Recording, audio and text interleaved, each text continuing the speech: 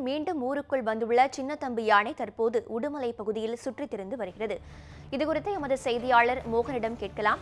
மோகன், தற்போதைய நிலவரம் என்ன? அந்த யானை தற்போது எந்த பகுதியில் இருக்கிறது?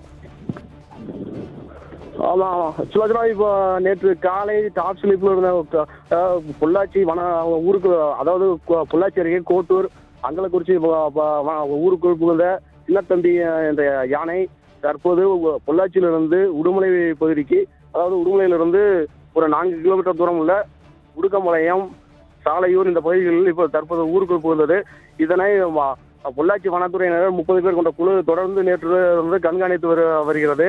தற்போது உடுமலை வனத்துறையினரும் சேர்ந்து சின்னத்தம்பி யானையை வனப்பகுதிக்குள் விரட்டும் பணியில் ஈடுபட்டுள்ளனர். ஆனால் அந்த சின்னத்தம்பி யானை தற்போது வனப்பகுதிக்குள் செல்ல துரத்தும் பணியில் வனத்துறையினர் ஈடுபட்டு வருகின்றனர்.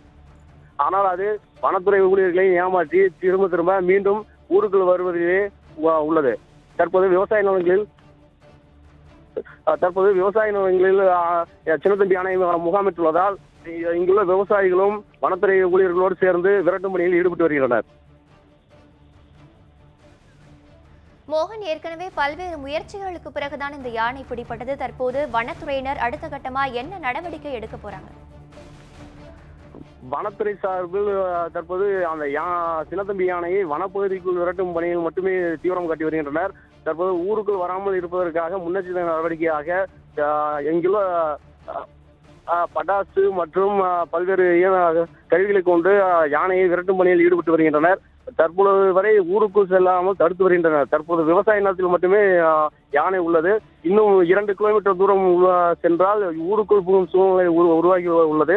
இதை தடுக்கும் பணியில் தீவிரமாக வனத்துறையினர் ஈடுபட்டு வருகின்றனர். அதே சமயம் அமராவதி வனச்சரக பகுதியை ஒட்டியுள்ள இந்த சாலையூர் பகுதியில் இப்பொழுது தற்போது முகாமிட்டுள்ளது சின்னத்தம்பி யானை. இதனை அருகில் உள்ள வனப்பகுதிக்குள் விரட்டும் பணியில் தீவிரமாக ஈடுபட்டு வருகின்றனர்.